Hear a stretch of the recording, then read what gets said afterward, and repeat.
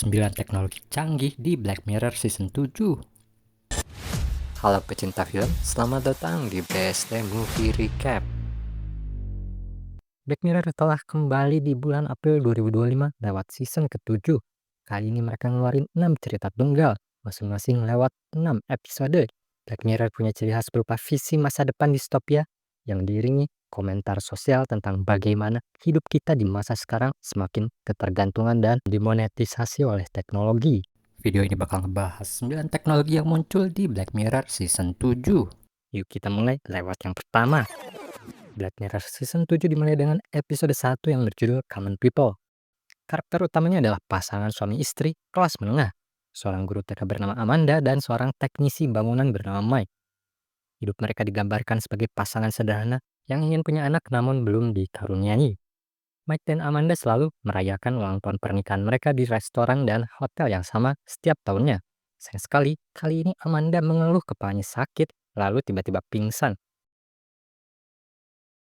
Setelah dibawa ke rumah sakit, Mike mendapat kabar buruk bahwa Amanda punya tumor di otaknya. Amanda akan selalu berada di kondisi koma dan operasi pun akan menyebabkan otaknya mengalami kerusakan. Kemudian, pihak rumah sakit menawarkan pada Mike Rivermind, teknologi medis baru yang mengklaim bisa memulihkan secara total pasien yang punya penyakit apapun di bagian otak. Awalnya Mike nggak percaya karena teknologi ini dirasa terlalu sempurna. Namun, ketika agen yang menawarkannya mengatakan kalau dirinya juga menggunakan Rivermind, Mike mau ngedengerin. Sebelum dioperasi, memori pasien akan dipindahkan ke sebuah material sintetis. Setelah tumor berhasil diangkat, material sintetis itu akan menggantikan bagian otak yang rusak karena hasil operasi. Material sintetis dikontrol lewat server milik Rivermind. Dengan prosedur yang mirip streaming, kesadaran dan memorinya akan kembali lagi seperti sedia kala.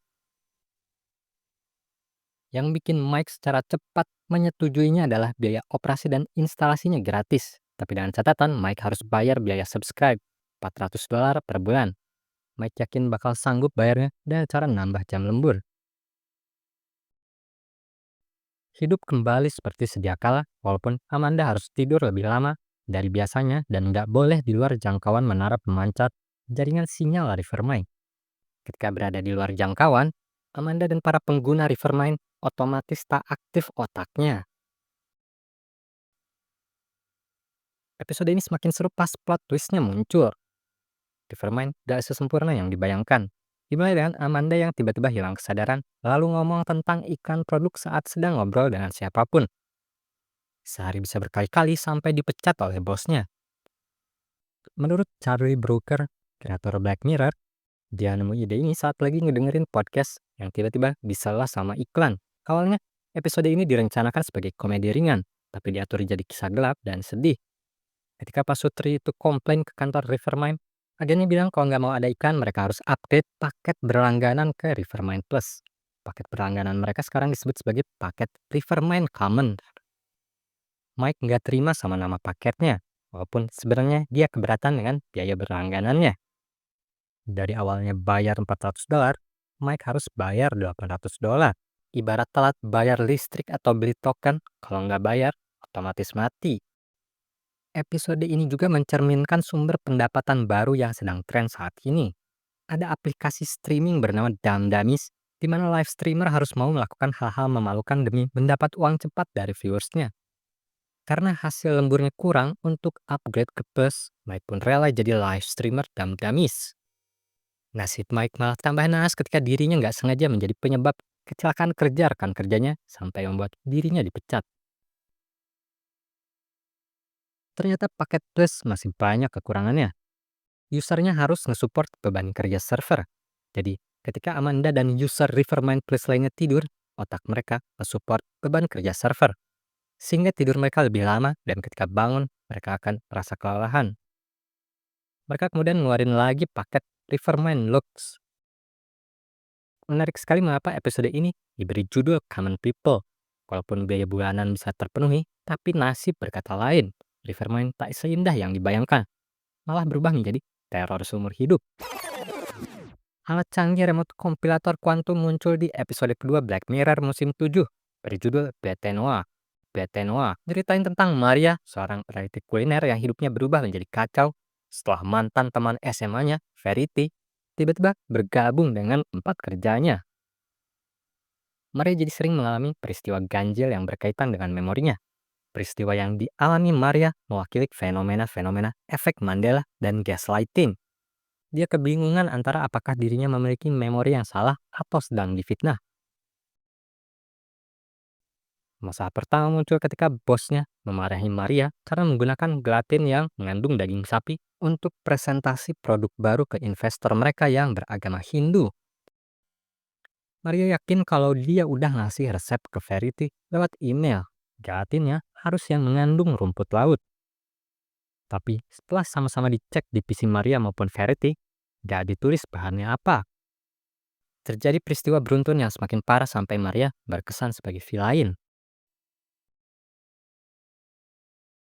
Episode ini semakin seru ketika Maria mendapati bahwa Verity sering memegang liontinnya setiap peristiwa aneh terjadi.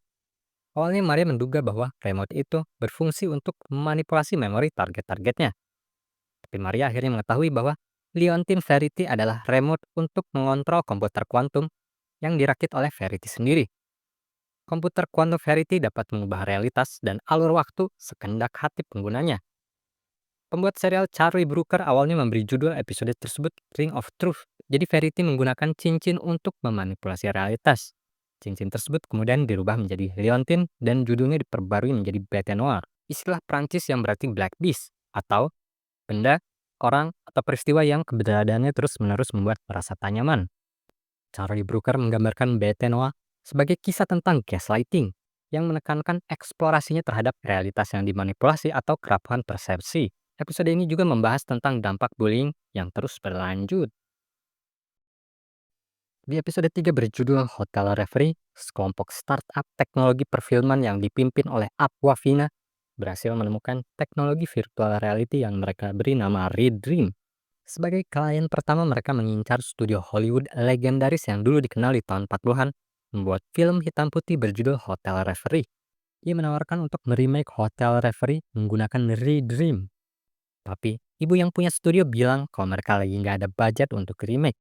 Apalagi menggunakan bintang film yang super tenar kayak Ryan Gosling atau Timothée Chalamet. Kelebihan Redream adalah minim budget logistik dan personil.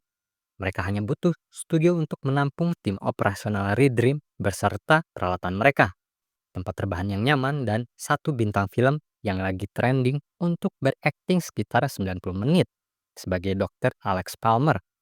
Selebihnya udah diatur sama AI.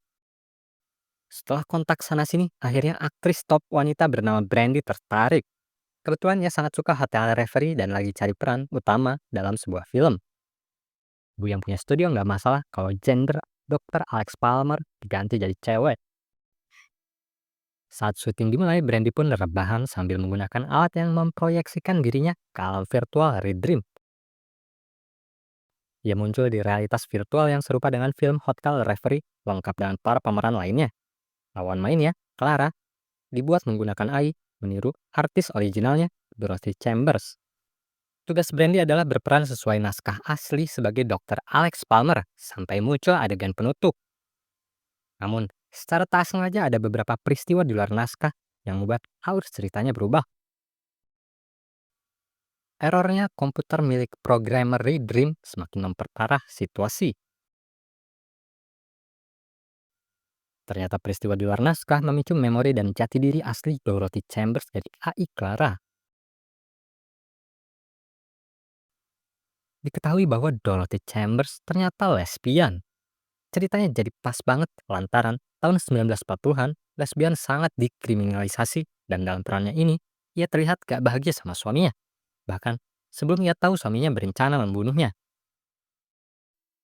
Acting Brandy dan Dorothy Chambers jadi menjiwai banget, terukur dengan fitur yang dimiliki Redream. Episode ini berakhir dengan sedikit pahit bagi Brandy. Dia hampir nggak bisa balik lagi ke tubuhnya, tapi mendapat momen emosional terindah dalam hidupnya bersama Dorothy. Kreator Black Mirror mengungkapkan bahwa awalnya episode ini diatur sebagai cerita horor yang berhubungan dengan film jadul, tapi berubah jadi kisah romansa yang terinspirasi oleh film tahun 1945 berjudul Brief Encounter. Episode ini juga menampilkan game yang ngetren di tahun 2024 yaitu Balatro. Para pengamat film merasa bahwa episode ini mirip dengan episode berjudul San Junipero yang sama-sama mengeksplorasi cinta LGBT di dalam simulasi realitas. Sementara situs Den of Geek ngasih skor sempurna, Collider ngasih episode ini ranking terendah di season 7. Tiga teknologi muncul di episode 4 yang berjudul Plaything. Awalnya nggak ada kaitannya, tapi lama-lama jadi berhubungan. Episode ini menandakan kembalinya karakter Colin Ridman dan Mohan dari film interaktif Black Mirror Bandersnatch, tapi bukan sequel langsung dan kisahnya berdiri sendiri. Kata Charlie Brooker, episode ini terinspirasi dari saat dirinya jadi reviewer video game di tahun 90-an. Episode ini berfokus pada Cameron, seorang jurnalis video game di tahun 1990-an. Suatu hari, ia mendapat undangan untuk mereview sebuah video game baru yang akan launching, berjudul Stronglets. Ternyata Colin Ridman dinyatakan berhasil sembuh dari gangguan jiwanya dan Mohan modalin dia lagi buat bikin game. Ridman bilang bahwa Stronglets ini bukan karakter sembarangan. Dia dibuat menggunakan AI tercanggih dan setara dengan makhluk hidup. Saat Ridman keluar untuk makan obat, Cameron ngiris CD yang berisi game Stronglets.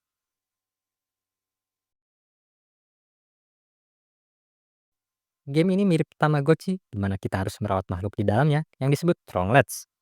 Jika hati mereka senang, mereka akan membelah diri semakin banyak. Lambat laun, Cameron terobsesi sama game ini. Bahkan ia bisa mendengar bahwa suara-suara Stronglets yang mirip anak kucing itu ternyata punya arti. Tak hanya merawat mereka di dalam game, mereka juga minta hardware-nya di-upgrade. Charlie Brooker kayak mau ngasih tahu tentang obsesi dan kebiasaan para gamer. Dari tahun ke tahun, semua game semakin menuntut untuk meningkatkan spesifikasi minimum kemampuan hardware. Tapi mayoritas menawarkan konsep yang sama. Banyak juga gamers yang mati karena game. Entah itu karena kelamaan main game atau berkelahi sampai tewas. Episode ini ceritanya lama banget klimaksnya sampai bikin kesal, tapi ditutup dengan ending yang sangat horor dan tak terduga. Puluhan tahun kemudian saat Cameron udah jadi aki-aki dan masih main game Tronglets, negara punya undang-undang identitas biologi. Semua warga wajib melakukan identifikasi DNA dan data mereka di-store ke Central State Computer alias komputer pusat negara. Pergerakan warga juga terpantau lewat seluruh CCTV negara yang terhubung dengan komputer tersebut. Sehingga ketika seorang warga melakukan tindak kejahatan, hampir mustahil untuk mengelak karena rekam jejaknya sangat mudah untuk diakses. Episode ini memperlihatkan kemungkinan bahayanya AI yang terlalu canggih, hingga menjadi teroris untuk umat manusia. Dari seluruh teknologi di season 7, biologi kayaknya teknologi yang paling baik, alias nggak bertema distopia seperti episode Black Mirror lainnya. Nggak bikin penggunanya kejebak di dunia virtual, dan nggak ada AI yang dibuat hingga setara makhluk hidup sampai bikin baper. Eulogi muncul di episode 5 berjudul Eulogi. Diceritakan bahwa Paul Giamatti yang berperan sebagai Philip ditelepon oleh perusahaan teknologi bernama Eulogi. Philip diberitahu bahwa Carol, mantan pacarnya, telah meninggal dan mereka ditugaskan untuk membuat memorialnya. Eulogi membutuhkan memori milik Philip saat bersama Carol sebagai kepingan terakhir dari memorial Carol. Philip tampak terkejut dirinya dipilih karena Philip hanya sebatas mantan pacar dengan Carol. Philip sempat ogah karena susah mengingat, bahkan sudah lupa wajah Carol. Namun Eulogi meyakinkan bahwa dengan teknologi mereka dan foto-foto lama Philip dan Carol, kenangan mereka akan mudah teringat kembali. Setelah Philip setuju, Eulogi mengirimkan paket berisi peralatan simulasi realitas virtual mereka. Setelah Philip menyiapkan beberapa foto lama dan memasang simulator di pelipisnya, muncul asisten AI yang memandunya untuk mereka ulang peristiwa-peristiwa di dalam foto. Entah gimana teknisnya, tapi simulator menangkap gambar foto lamanya menggunakan mata Philip, lalu menciptakan realitas virtual yang serupa dengan setting dalam foto. Dan Philip bisa muncul di situ bersama asisten AI berbentuk gadis. Kebetulan semua foto yang ada Carolnya nggak dibuang, tapi wajah-wajahnya pada dibolongin. Sempat dirinya kesulitan mengingat, bahkan wajah Carol di dalam foto pun tak berbentuk. Tapi AI asisten Lambat laun berhasil menggali memori Philip tentang Carol dan mengungkap mengapa Philip sebenarnya adalah sosok penting bagi Carol di masa hidupnya. Kisah ini kabarnya terinspirasi oleh serial dokumenter The Beatles Get Back, terutama inovasinya dalam menggunakan teknologi untuk merevitalisasi dokumen-dokumen lama. Charlie Brooker terinspirasi oleh pengalamannya sendiri ketika mempersiapkan eulogi untuk ayahnya, yang mana berkaitan dengan mengenang memori lewat foto-foto lama. Dari pertengahan menuju ending, episode ini sangat emosional, mengeksplorasi refleksi diri, rasa penyesalan dan berkali-kali kehilangan kesempatan.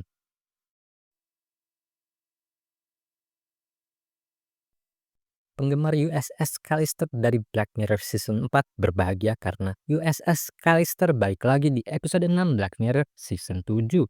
USS Callister disebut sebagai salah satu dari 3 episode terbaik Black Mirror bersama dengan San Junipero dan Bandersnatch, setelah mendapatkan 4 penghargaan Primetime Emmy Awards di tahun 2018. Bagi yang belum tahu, teknologi canggih di USS Callister part pertama dan kedua adalah game bernama Infinity dan alat digital cloning. Diceritakan bahwa Nanette Cole, seorang programmer muda berbakat, berhasil jadi pegawai baru di Callister Inc., developer game virtual MMORPG yang lagi ngehits berjudul Infinity.